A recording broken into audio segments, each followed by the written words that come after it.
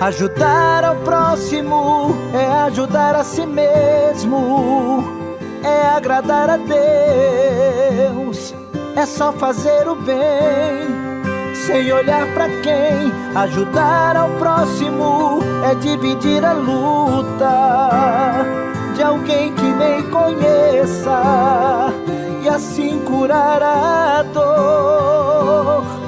Por acima de tudo, amor.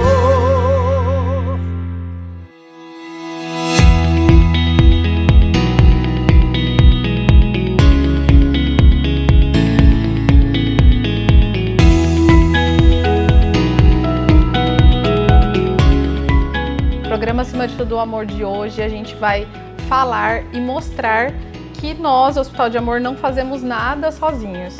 Por isso, eu estou aqui na companhia do Henrique Moraes Prato, nosso diretor de desenvolvimento institucional. Seja bem-vindo novamente, Henrique. Nossas conversas sempre são muito proveitosas. Sim, obrigado, Carla. Sempre um prazer. Henrique, a gente está aqui só para o pessoal de casa entender. A gente está hoje tendo um evento aqui no hospital, que é o nosso evento de prestação de contas anual para parcerias corporativas. E a gente achou que era uma ótima oportunidade da gente falar sobre o assunto. Então, eu te chamei aqui para a gente falar um pouquinho sobre isso, assim. E eu queria... Esse ano a gente tá aí com o tema O Hospital que Não Para de Crescer. Então, eu queria que a gente começasse justamente a falar um pouquinho sobre isso, assim. Vamos falar um pouquinho sobre esses números do hospital atualmente.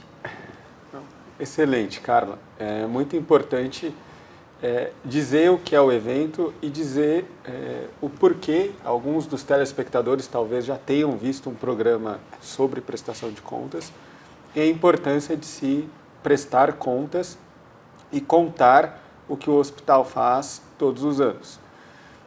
Uma das fontes de doações para o hospital é a destinação de imposto de renda.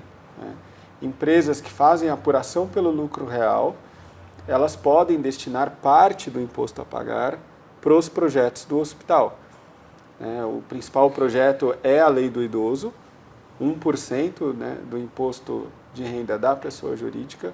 Depois nós temos também a Lei da Criança, a Lei da Cultura, PRONON, PRONAS. Então, são leis que permitem doações para as nossas atividades fins, que é cuidar de pessoas, cuidar de crianças, cuidar de pessoas idosas, cuidar de pessoas com câncer.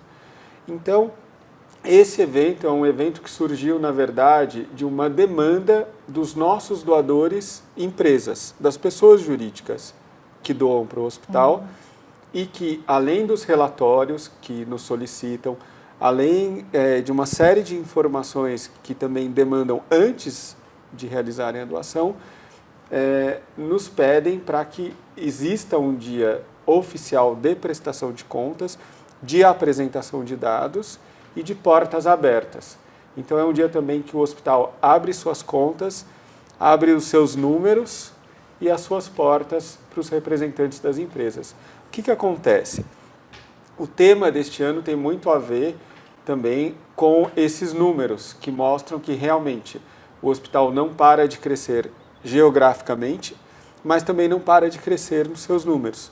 Número de pacientes atendidos, número de procedimentos realizados, novas unidades, carretas e também números de excelências, prêmios, reconhecimentos e uma série de outros scores que mostram o quanto Barretos é realmente o hospital que mais cresce, o maior serviço de oncologia e também quem mais atende ao número de pacientes oncológicos no Brasil. Quando a gente fala de crescimento aqui no hospital, a gente não fala só desse número, né? A gente fala de qualidade também, que eu acho que é importante isso. A gente falar sobre isso, né? Isso. Inclusive, hoje houve a apresentação do André, que é o cientista de dados do hospital, e ele reforçou muito isso, né? Não é só um crescimento quantitativo, é um crescimento, sobretudo, qualitativo.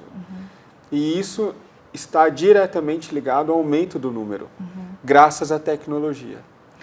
Ô Henrique, a gente vai trazer ao longo desse programa algumas empresas que fazem parte aí dessa parceria via incentivo fiscal. Então, eu queria que a gente explicasse um pouquinho sobre isso. Hoje, os doadores do hospital, em sua maioria, são via incentivo fiscal ou não? Sim, as doações de pessoas jurídicas são, sim, por meio de leis que permitem incentivos fiscais. Certo. Sabidamente, lei do idoso, lei da criança e do adolescente, lei da cultura, PRONON, PRONAS, e existe também uma possibilidade que é a lei do esporte, mas que este ano nós não temos projeto ainda relacionado a esporte. Mas a ideia é que isso no futuro aconteça também. Sim. E aí nós teremos um total de 10% do total do imposto a pagar com uma destinação possível para projetos do hospital. Hoje em dia, 8% é o montante que nós conseguimos receber. E qual é o impacto desses projetos no dia a dia dos pacientes, de quem está aqui vivendo o Hospital de Amor? Como que esses projetos, de fato, fazem parte da rotina e como eles ajudam o nosso funcionamento? O impacto é direto, porque com a lei do idoso, nós viabilizamos o tratamento de idosos. Nós financiamos o custeio do tratamento de pessoas com mais de 60 anos. Ou seja, o SUS ele cobre cerca de 21% do quanto nós gastamos e o restante nós cobrimos, no caso de pessoas maiores de 60 anos, com a lei do idoso. No caso de crianças e adolescentes, com a lei da criança e do adolescente. Eu vou aproveitar que você falou esse número do 21%, só para o pessoal de casa. Para quem ainda não ouviu a gente falar sobre isso aqui, a gente tem um déficit operacional que é gigantesco, né, Henrique? Sim. E hoje em dia, segundo a última atualização, segundo o nosso último balanço, ele está em cerca de 31 milhões por mês. Uhum. Então, esses projetos servem para isso também? Também. Nós temos todo um portfólio de projetos e de formas de doar, mas quando a gente pensa em pessoa jurídica, hoje em dia, essa é a principal forma de apoio. Em outras épocas, quando meu avô ele pedia doação, né, ele ia em algumas grandes empresas e pedia um cheque e as pessoas doavam dinheiro, doavam cash, como se diz. Hoje em dia, as empresas preferem destinar imposto a pagar. E aí, esse evento hoje de prestação de contas e isso que a gente faz com tanta transparência, o quão valioso isso é para as empresas que doam para a gente?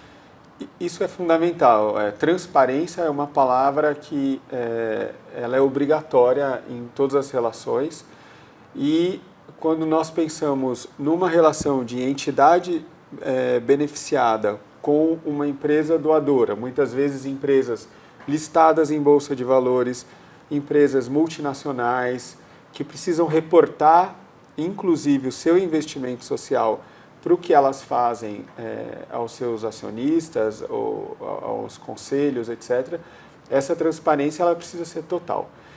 Tanto é que nós temos as informações obrigatórias por lei de transparência no nosso site, mas o que nós prestamos para as empresas vai muito além. Muito além disso. Então, se vocês entrarem no site do hospital ou solicitarem informações, vocês perceberão que nós estamos absolutamente preparados para disponibilizar e facilitar o acesso a todos os nossos dados, a todos os números do hospital. Henrique, eu queria aproveitar a sua presença para a gente falar da importância de parcerias duradouras, assim. Exato, esse é o meu tema preferido.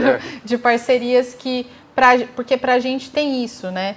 A gente está aqui todos os dias, sem descanso. Então, qual a importância da gente ter parcerias que sejam de longo prazo, que sejam duradouras? As parcerias, elas são vitais para o hospital, porque elas nos permitem planejar o futuro e pensar no futuro. Uma vez que é criada uma parceria, que a empresa começa a nos conhecer, realiza uma doação, é muito importante que essa empresa perceba o quanto nós passamos a contar, tanto com a empresa, para bater na porta da empresa e pedir, quanto com os valores historicamente doados. Quando nós fazemos o nosso planejamento, nós contamos com as doações já recebidas. Não faz sentido em obras perenes, como obras hospitalares, que é o caso aqui do hospital, haver um tratamento como se fosse um festival de música. O hospital é perene, ele não é algo que pode acontecer ou não acontecer, ele não dura 1 dia por ano, 3 dias por ano, são 365 dias. Na pandemia cancelaram as Olimpíadas, o hospital teve uma sobrecarga de trabalho de pacientes, uma sobrecarga de custos. Recentemente, houve toda a questão no Rio Grande do Sul.